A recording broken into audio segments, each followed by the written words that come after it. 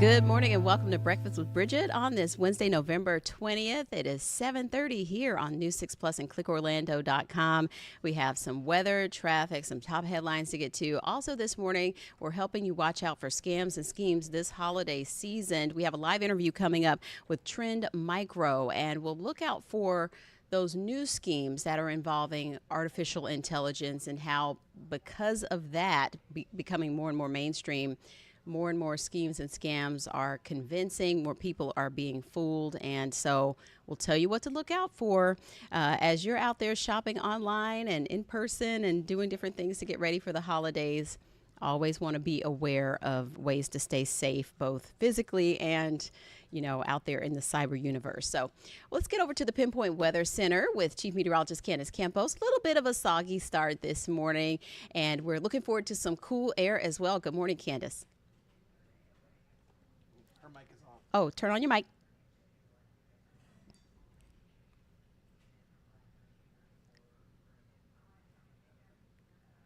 Nope.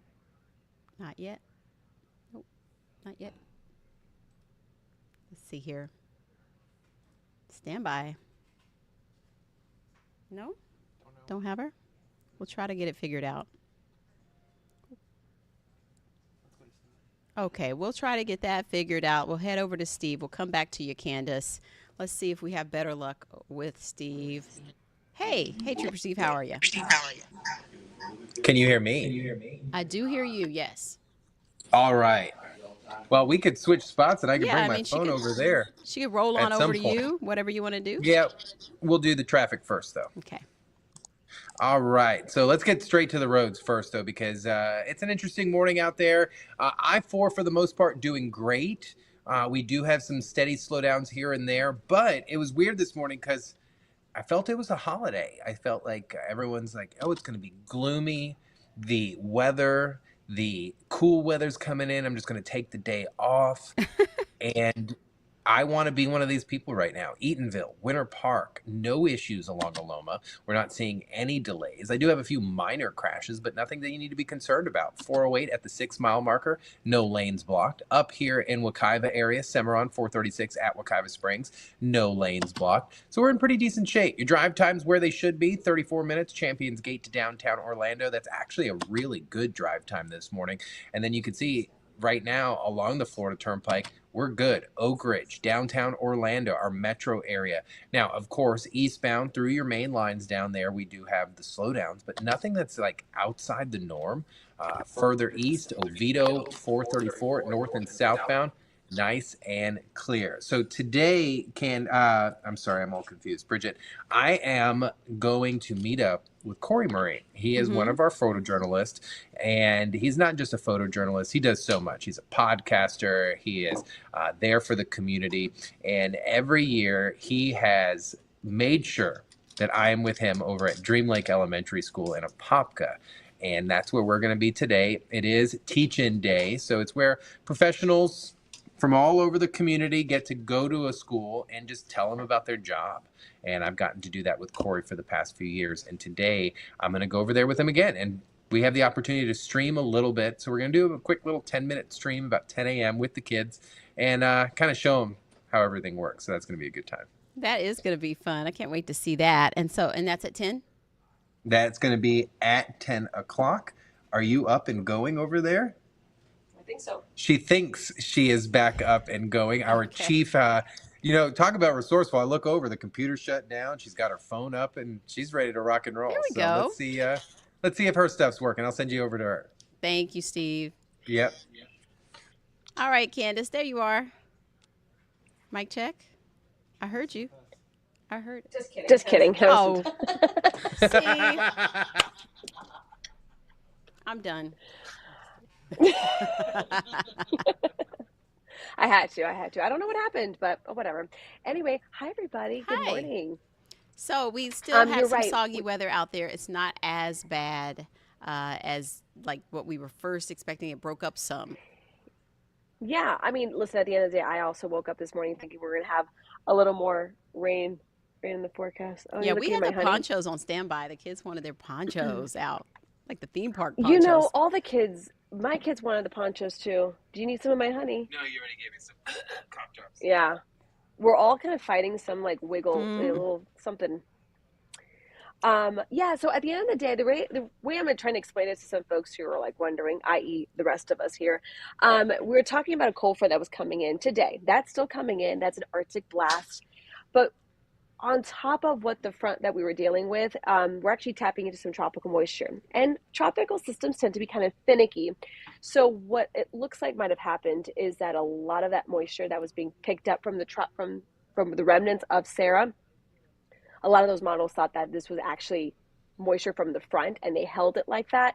And at the end of the day, it really didn't accumulate to that much rain. Now, with that being said, let's take it to the map, show you what's going on. We're talking about some big time changes in the forecast. All right. Then as we head into Friday and Saturday, it is going to be chilly.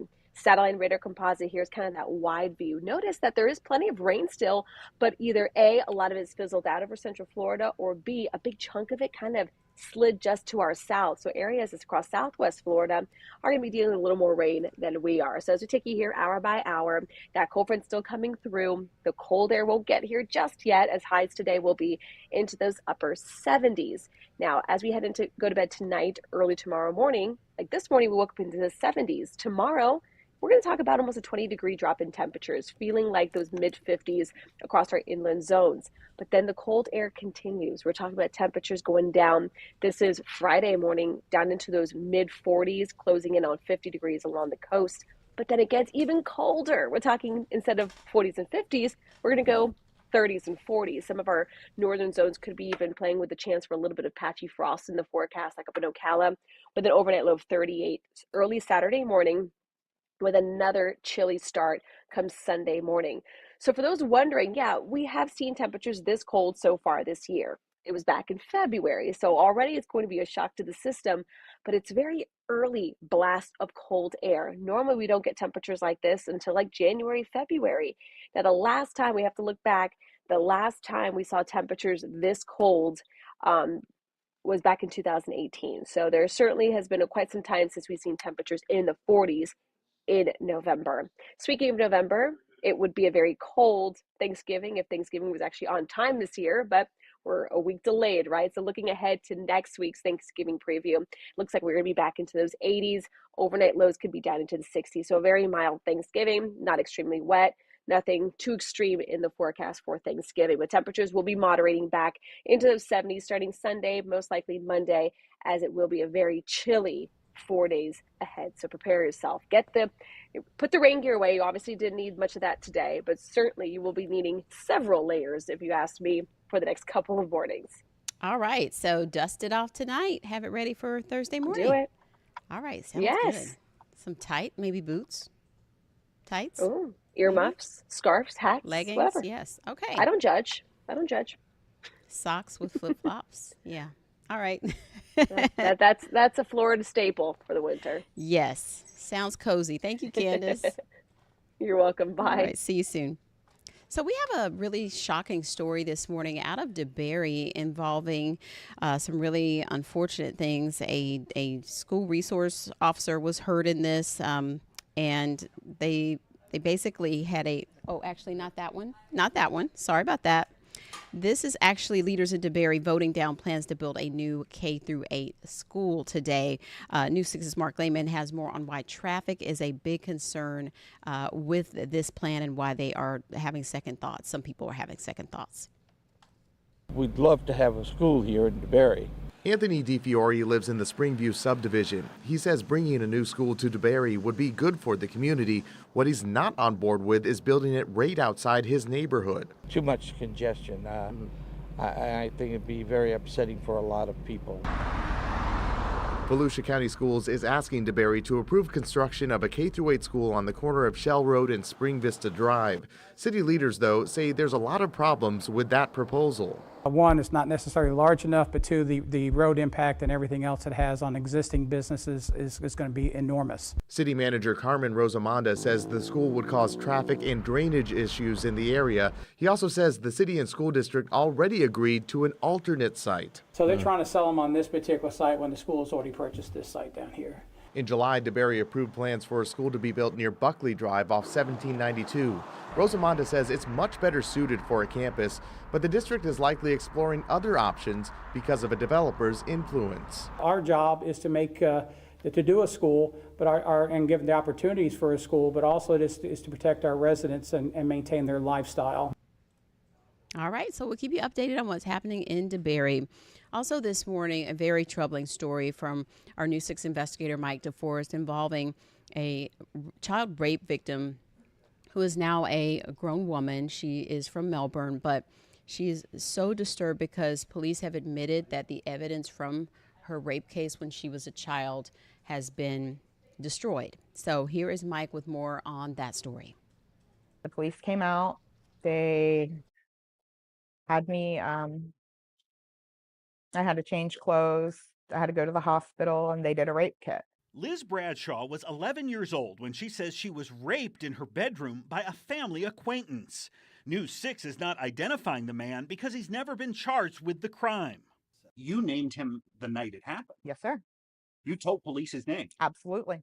When Bradshaw was still young, she says her mother told her the accused rapist had committed suicide. For decades, Bradshaw believed her attacker was dead until she recently bumped into him at a gas station. My whole body just kind of froze. I kept trying to tell myself, like, he's dead. He's dead. You have to be crazy, Liz. He's dead. Bradshaw immediately contacted the Melbourne Police Department, which found this original 1990 police report that says the suspect was not located or contacted.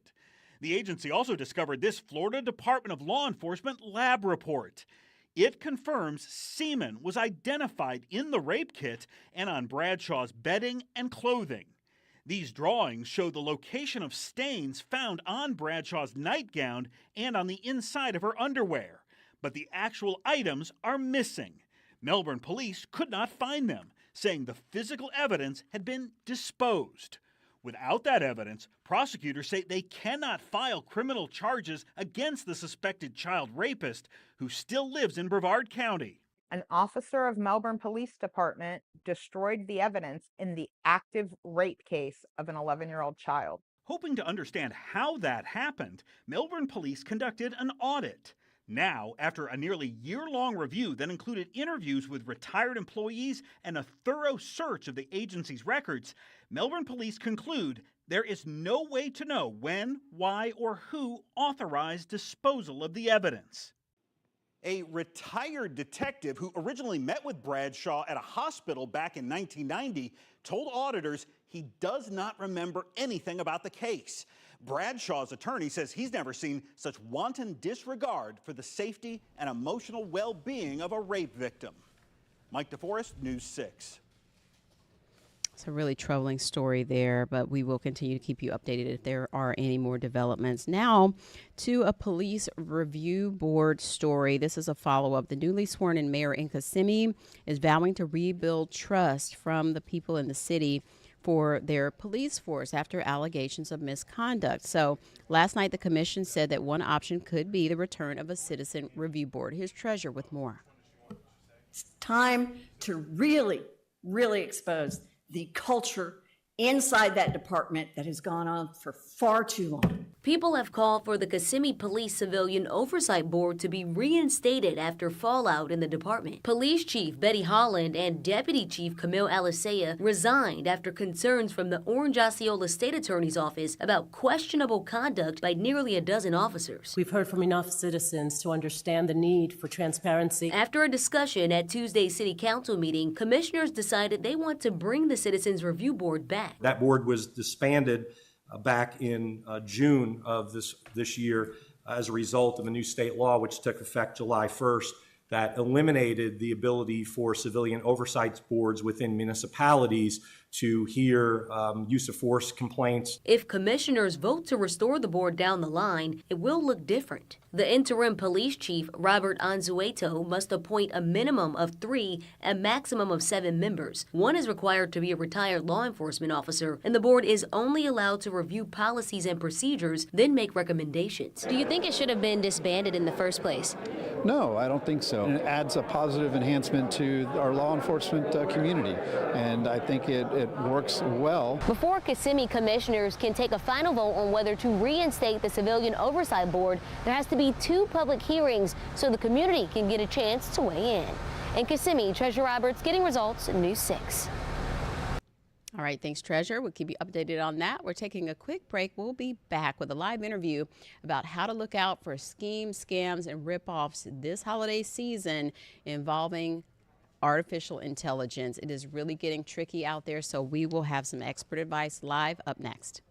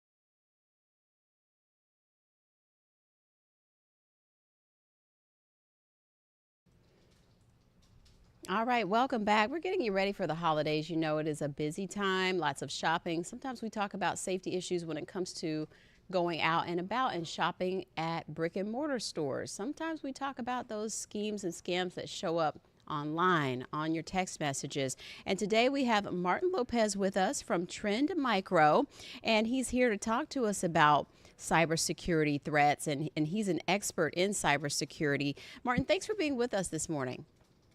Good morning, Bridgett. Thanks for having me. How are you? I'm great. I know that we talked earlier when we were getting connected this morning on the stream, and it is a busy time, and lots of people shop online now. It is so convenient, but there are lots of schemes and scams that we should be aware of, and it seems like it's getting sneakier now that we have more artificial intelligence sort of working into the system. Right. Yeah. I think AI has definitely changed the landscape for holiday related scams. It's a lot easier to create them now and distribute them, which casts a wider net. But not only is it a wider net now, they're definitely a lot more sophisticated and a lot more convincing, which is making, in turn, our job to educate and be aware a lot more prominent. What are some of the biggest things that you're seeing right now in terms of what people are getting, scammed on, or what is it? Is it through text messages? Is it phony websites? What's going on? Yeah, when it comes to holiday shopping, a lot of the things that are coming in through right now are definitely through websites, ads on social medias, and text messages as well. So for example, there's a lot of spoofed websites that seem very legitimate, look exactly like the original one and the official one, but are actually not real. And you can tell those just by the URL, or sometimes maybe, the contact information that they have there. The other ones are text messages that are coming through. A lot of us are expecting packages to arrive, and there are these fake messages that come from USPS or UPS or any package delivery that say, hey, click this link because we have stopped your package and it's not able to be delivered. Then it takes you to a fake website. It prompts you to put in personal information, and that's how it gets out. So we need to be aware of those and notice the red flags. So is it that you won't receive messages about your packages like that from the Postal Service, or what are some of the red flags that you know, like this isn't really a text message about my package? Because it can catch you distracted and off guard, and you might click on it. Definitely. One of the advice is if you're curious about it, verify with a second source. So call the delivery service straight up and say, hey, I received this message. I'm curious about it. Is this actually true?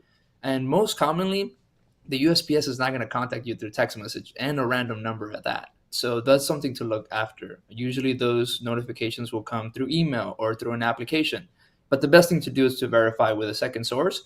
Call them directly and say, hey, is this legitimate? What about, like we said, some of these phony products where you think you're ordering an outfit or maybe some sort of gadget, and then it never shows up, but you do have a charge on your credit card? Yeah, that's happening a lot, especially as buying online is a lot more available. You can do it through Facebook, TikTok, social medias. One of the things you need to watch out for, again, is when you click a link or an ad, is it taking me to an official website? Now, we can't be fooled by that, and it happens easily. If you do, there's steps and very important steps to take. One of them would be report the scam to the FTC or the Better Business Bureau, wherever you can go ahead and report it to the authorities to make sure that we're tracking these things and as well as learning from them.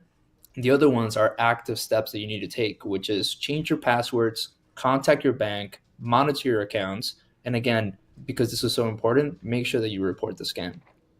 Yeah, someone I know recently had their accounts hacked, and someone was making a bunch of purchases through their accounts. How does this happen now? You know, we used to talk about the gas station skimmers where it would steal your information from your card swipes and things like that. But now the chip seems to help a little bit with that. But still, how are people getting in and making all these charges on people's accounts?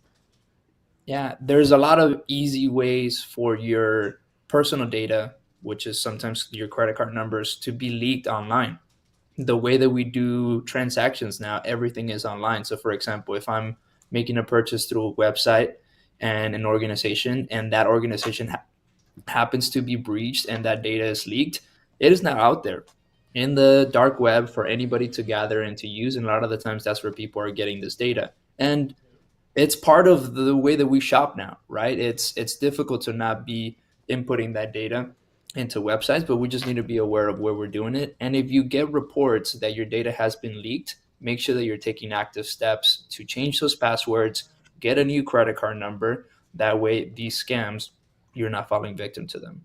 Mm-hmm. And so is a rule of thumb still to sort of avoid using your debit card, or when is it okay to use your debit card? Because I know with credit cards, many times the credit companies will stand behind you if you find something wrong on your statements, and you can challenge these charges sometimes even from your mobile app when you're looking at your statement. But is it still dangerous to use our debit cards, or where is it safe to use a debit card now? I wouldn't necessarily say that it's dangerous, but it is a best practice to use your credit card instead. It protects your money a lot better, and it's better to go ahead and dispute that charge with the bank. It's the same thing like as if you're paying cash. If you pay cash, you're not getting that cash back, right? And so I would go ahead and say that using your credit card is definitely a best practice, but also a best practice is to make sure that if you're, especially when you're shopping online, that you're using a secure payment option. You can tell what websites look like, hey, I've never really input my credit card information into something that looks like this. And a lot of times, you can tell. But make sure you're using a secured payment option, whether it's PayPal or that the website looks legitimate. But yeah, best practice is to use your credit card. It makes it a lot easier for you to dispute those charges. And what is it about AI that makes some of these schemes and scams so convincing now? One of the things is the amount of data that they have access to now. These AI models are able to analyze data from a whole bunch of places online, whether it's social media profiles, your purchasing history, things that are publicly available, and then make very convincing scams of them. One of the things that's happening right now that's very popular is voice cloning. And it's mostly involved in kidnapping scams or calling loved ones to ask for personal information or money from you. And they get these samples from social media. Now it's so common for me to go post a video of me talking online. Somebody can spoof that and then create their own narrative using my voice. Those are things that are even now available, even on your iPhone. You can do that. A lot of the times we can use that for good, but people are using it for bad. The other one is a deepfake scam of, it could be a video of me that looks like me, talks like me, but really isn't me. So we need to be aware of that whatever we're putting online can be used for that. And make sure that whenever you are talking to somebody, and if you get a call from a loved one, the same thing that I said last time, check with another source, give them another call or text that actual person. Hey, did you call me and actually ask for this money or this information? Yeah. Okay. And you have resources with Trend Micro. So before we go, how can we connect with Trend Micro to get help with, making sure something's safe or reporting something that we discovered that might be a fraud? Yeah, one of the important things is definitely education. We have a lot of resources online for consumers to be able to look at and learn of what are the weekly scams that are coming out, what are things that I need to be looking out for. So education and awareness is a big piece. The other one is that there's a lot of tools available that can help. One of those for us is Trend Micro Check. It's an app that makes it really easy for consumers to submit content, such as messages, ads that you see, social media posts. You take a screenshot of it, send it in, and we're able to analyze and identify whether it is a malicious scam or something that you should be engaging with.